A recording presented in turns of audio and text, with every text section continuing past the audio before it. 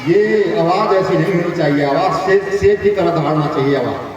भारत माता की, और तेज होनी चाहिए आवाज। भारत माता की, भारत माता की।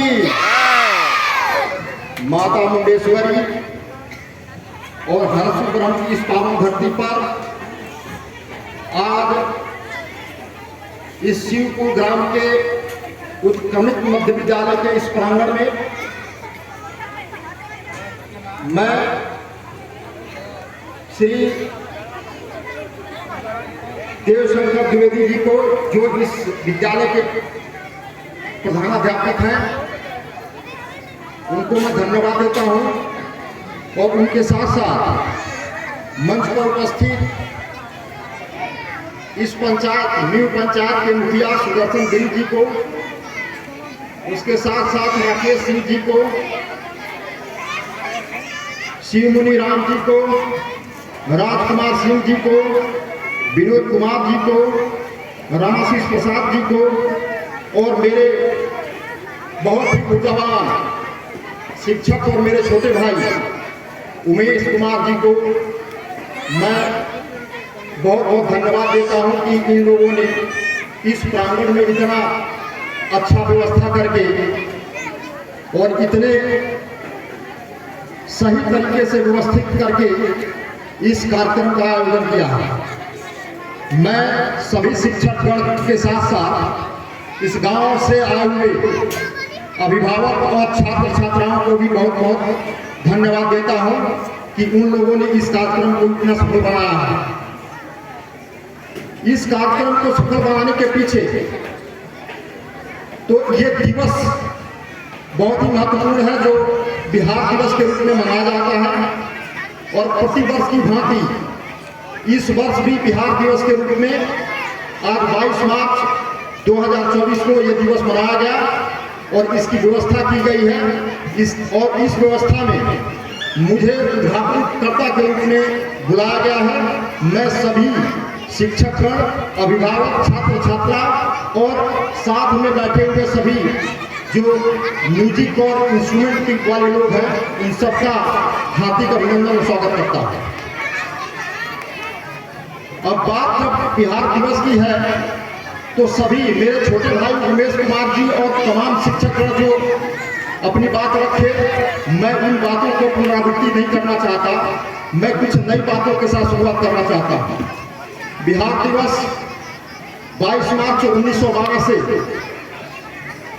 मनाया जा रहा है, चाहे वो आज़ादी के पहले हो या आज़ादी के बाद हो। लेकिन आज़ादी के पहले जो बिहार का जो एक तरह से बंटवारा बंगाल का किया गया, उस बंटवारे का उद्देश्य उमेश भाई कुछ अलग था। आज़ादी के बाद जब बाबा साहब अम्बेडकर ने जब इस संविधान की रचना की और संविधान बनाया, तो उन्होंने उस संविधान के अंदर भी बिहार राज्य को एक राज्य का दर्जा देकर के इस राज्य को गठबंधन किया। इसके लिए मैं बाबा साहब अम्बेडकर को भी धन्यवाद देना चाहता हूँ। अब बात जब बिहार दिवस की है और इस प्रांगण में जो विद्यालय है, इस विद्यालय में शिक्षा की बात न हो और शिक्षा से लगे स्वास्थ्य की बात न हो तो ये बेईमानी होगी। इसकी भी बात होनी चाहिए। शिक्षा की बात करने के लिए अगर पूरे भारत को अगर देखें तो पूरे भारत में मानव विकास सूचकांक में हमारा जो प्रदेश है वो 36वां स्थान प्राप्त करता है। ये हमारे लिए बहुत चिंता का विषय है। इस जो अंक है इसको और ऊपर बढ़ाने की आवश्यकता है और ये अंक तभी ऊपर बढ़ेगा जब हम शिक्षा में मजबूत होंगे, जब स्वास्थ्य मजबूत होंगे, जब यहाँ हमारा समृद्ध बिहार होगा, हमारा शिक्षित बिहार होगा। और शिक्षा का मतलब केवल शिक्षा ही नहीं, सही अच्छी शिक्षा मिलनी चाहिए। इसके लिए सभी अभिभावक को भी मैं एक तरह से आह्वान करता हूँ कि अपने बच्चों को घर से संस्कार दें। वो संस्कार वो दें कि बच्चे को टाइम से जगाएं, टाइम से उनको स्कूल भेजें। समय से जब स्कूल भेजेंगे तो टीचर की, शिक्षक की जिम्मेदारी है कि उस बच्चे को अच्छी शिक्षा दे करके, अच्छी पढ़ाई करके उनका जो जीवन यापन है और जो उनकी रहने की जो एक पद्धति है उसमें बदलाव करेंगे। ये ऐसा आशा करता हूं कि अभिभावक सभी विद्यालय को और सभी शिक्षक को अपना बिल्कुल सहयोग दें क्योंकि शिक्षा ही एक ऐसी माध्यम है जो गरीबी से अमीरी की तरफ ले जा सकती है।